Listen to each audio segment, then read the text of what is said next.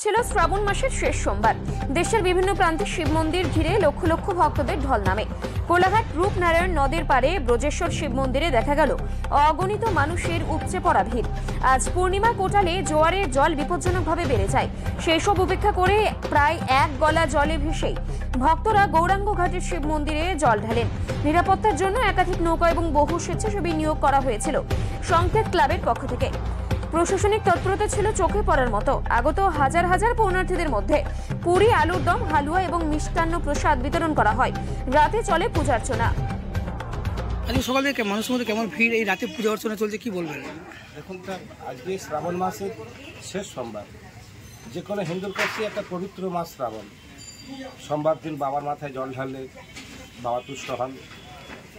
এই বিশ্বাস থেকে ভারতবর্ষের যেখানে যত শৈবতীর্থ বা শিব মন্দির লক্ষ মানুষের ঢল লেগেছে। কোলাঘাট গৌরাঙ্গ ঘাটে রূপনারায়ণ নদীর পাড়ে যে বজ্রেশ্বর শিব মন্দির আছে, সেখানেও ভোর রাত থেকে বহু মানুষ দূর দূর থেকে দলবদ্ধভাবে, এককভাবে, সাংসারিকগতভাবে মানুষজন আসেন। প্রচুর ভিড় হয়েছিল। গোটা কোলাঘাটে একটা ঢল নেমেছিল। আর একটা বৈশিষ্ট্য হচ্ছে, এই ঘাটে যখন নদীতে জোয়ার হয়, এটা আবার পূর্ণিমার কোটাল, একদম ভরা গান।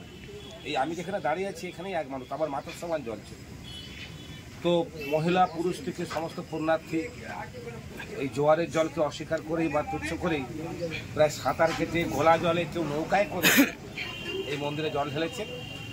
এখন চলছে সান্ধ্যকালীন পুজো এবং আমরা নিরাপত্তার জন্য সব রকমভাবে পরিস্থিতি গড়ে তুলেছিলাম। আমাদের স্বেচ্ছাসেবী ছিল, প্রশাসন থেকে অনেকে ছিলেন, সেবিক ভলেন্টিয়ার এবং পুলিশরা।